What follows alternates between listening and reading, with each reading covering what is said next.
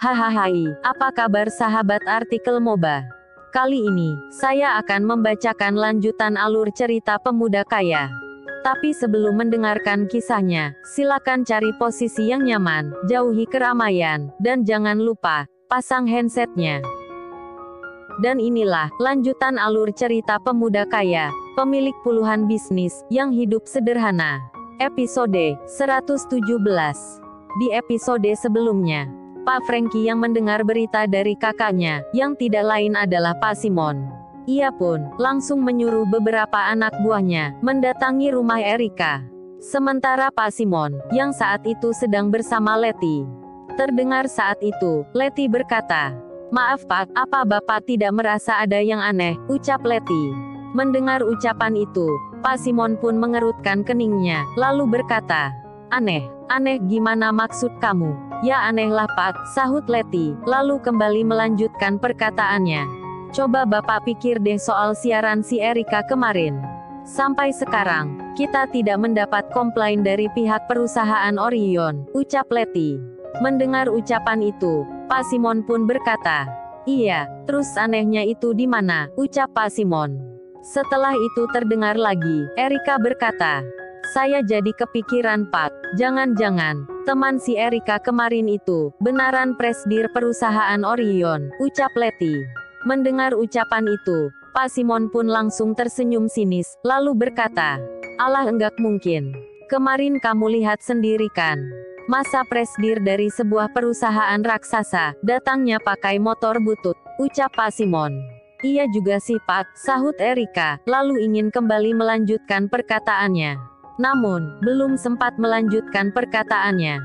Tiba-tiba terdengar, handphone milik Pak Simon berdering. Tanda ada panggilan masuk. Mendengar dering handphone tersebut, Pak Simon pun langsung melihat ke layar handphone miliknya, untuk memastikan siapa yang sedang menghubunginya.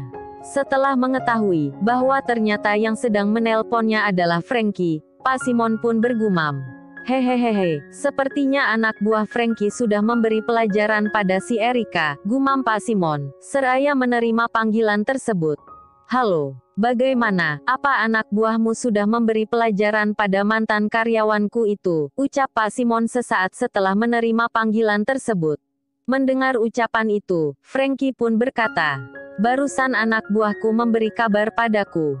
Mereka bilang, mantan karyawanmu itu tidak berada di rumahnya," ucap Franky.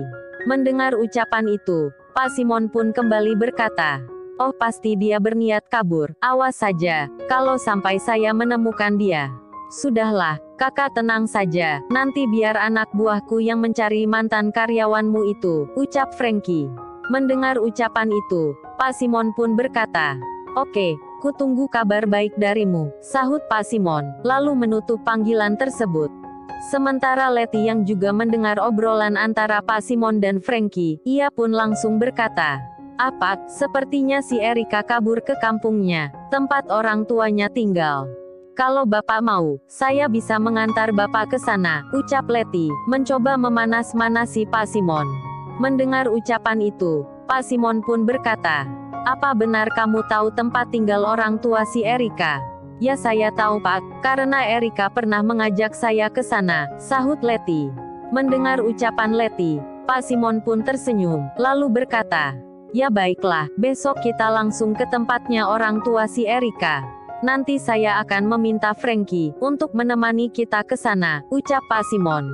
Setelah mendengar ucapan Pak Simon, Letty pun bergumam, "Mampus deh si Erika, lihat saja, besok orang tuamu pasti akan dipermalukan habis-habisan oleh Pak Simon," gumam Letty, lalu ingin melanjutkan kembali perkataannya. Namun belum sempat mengeluarkan sepatah kata pun. Tiba-tiba, terdengar suara helikopter yang sepertinya sedang terbang rendah ke arah stasiun radio tersebut. Di sela itu terlihat, seorang security datang menghampiri Pak Simon. "Maaf Pak, di depan ada sebuah helikopter, yang sepertinya akan melakukan pendaratan di depan gedung ini. Dan kalau dilihat dari logo yang ada di helikopter itu adalah helikopter dari perusahaan Orion," ucap si security. Mendengar ucapan itu, raut wajah Pak Simon seketika berubah panik. "Itu kan apa saya bilang. Pasti mereka datang karena siaran kemarin, ucap Pak Simon, lalu kembali melanjutkan perkataannya. Letty, sekarang kamu temui mereka, dan jika mereka ingin bertemu denganku, kamu bilang saja, saya sedang tidak di tempat, ucap Pak Simon. Mendengar ucapan itu, Letty pun kembali berkata, ada baiknya, Anda sendiri yang menemui mereka, untuk menjelaskan semuanya Pak. Sudah berani membantah kamu. Pokoknya sekarang, kamu temui mereka, dan bilang ke mereka kalau saya sedang tidak di tempat, ucap Pak Simon, lalu bergegas meninggalkan Letty. Iya Pak, sahut Letty, lalu bergumam. Gara-gara si Erika nih, akhirnya semua masalah ini harus saya yang selesaikan, gumam Letty, lalu melangkah bersama si security tadi. Sementara di depan gedung stasiun radio tersebut, terlihat saat itu, Pak Steve dan dua orang anak buahnya, baru saja keluar dari helikopter, yang baru saja mendarat di depan gedung tersebut. Melihat hal itu, Letty pun langsung bergegas menghampiri mereka. Namun belum sempat Letty berkata, tiba-tiba raut wajahnya tampak terlihat kaget, saat melihat seorang pemuda dengan setelan jas rapi, yang juga baru saja keluar dari helikopter tersebut. Kakak kamu, Bubu bukannya, cowok yang kemarin sama si Erika kan, ucap Letty terbata-bata. Mendengar ucapan Letty, Aditya pun berkata, ya benar, dan saya kesini ingin menemui bosmu, untuk mengembalikan uang yang pernah dipinjam oleh Erika. Mendengar ucapan Aditya, Letty pun bergumam, aduh gimana nih? Apa yang harus saya katakan?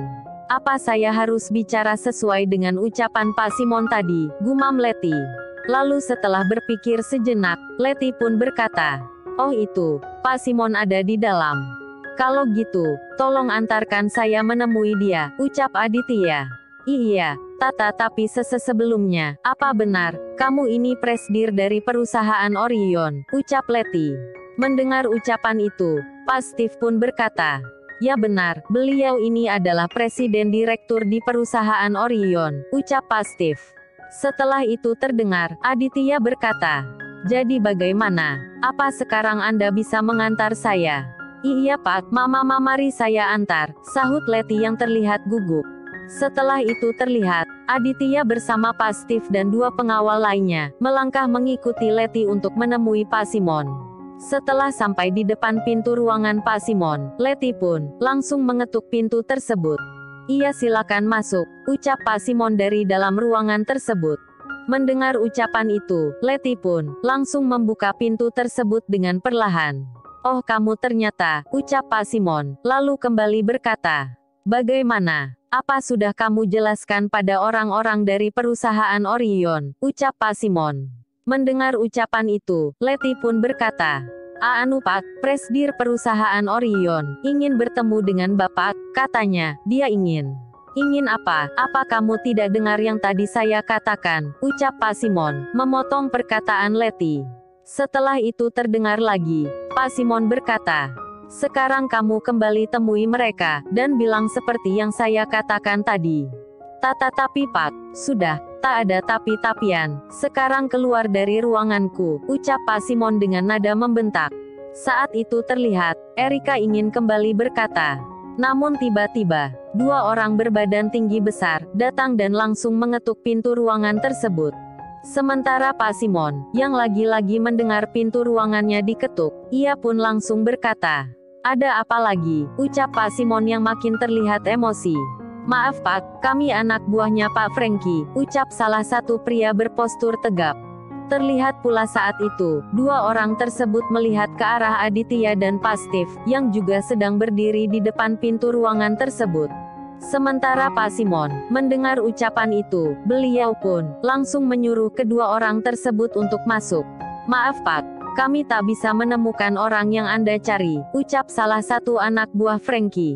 Ya sudah tidak apa-apa, sahut Pak Simon, lalu kembali berkata, saya sudah tahu dia lari kemana, jadi besok, kalian ikut saya untuk menemui dia.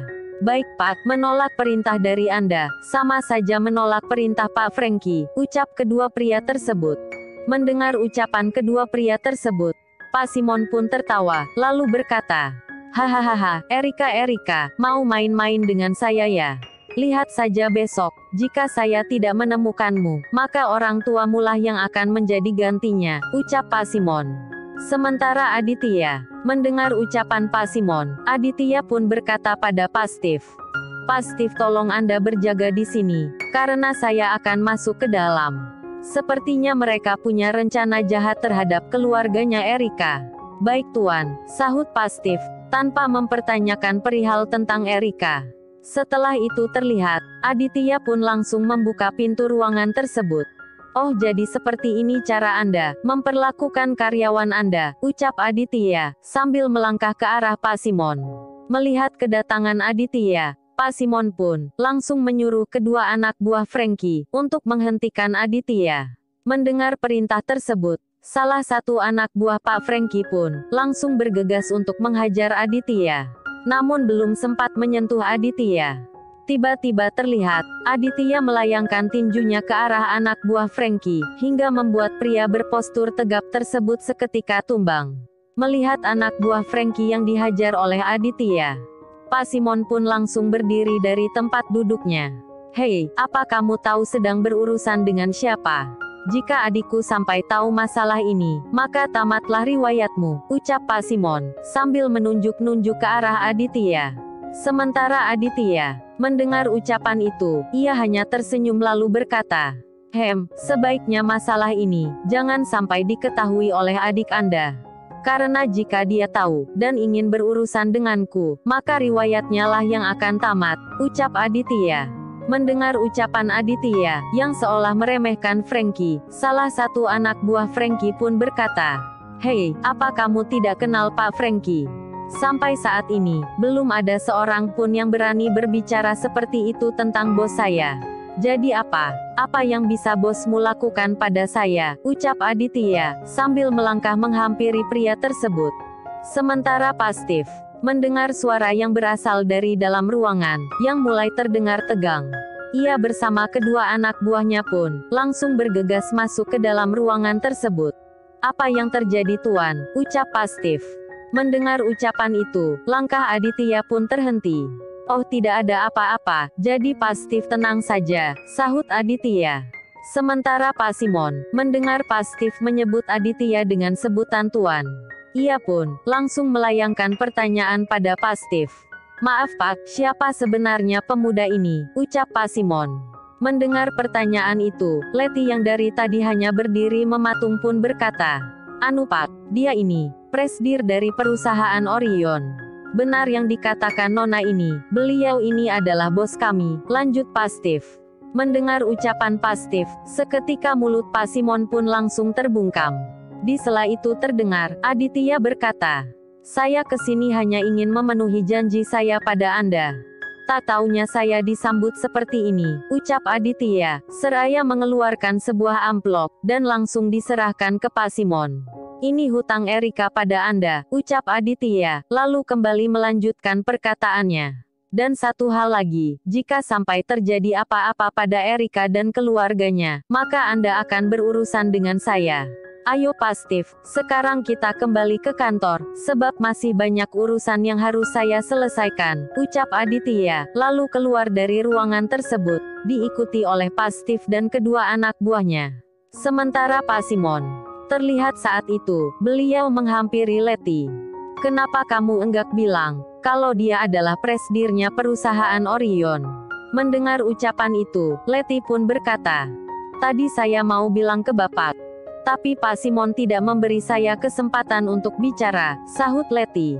Sementara Pak Steve, yang tadi melihat salah satu anak buah Frankie yang terkapar di lantai, ia pun berkata pada Aditya, "Maaf Tuan, apa pria botak tadi Anda yang menghajarnya?" Mendengar ucapan itu, Aditya pun berkata, Itu bukan saya Pak. Waktu saya masuk ke ruangan itu, si pria botak itu sudah terkapar di lantai," sahut Aditya, lalu kembali berkata, "Oh ya, apa Pak Steve tahu tentang orang yang bernama Frankie?"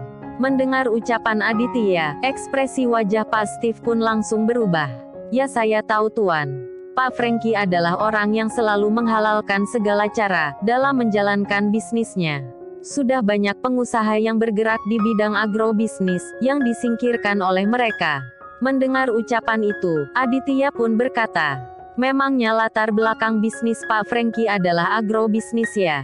"Iya Tuan, Pak Franky adalah salah satu pemilik perusahaan raksasa, yang bergerak di bidang agrobisnis, yang ada di negara ini," sahut Pak Steve.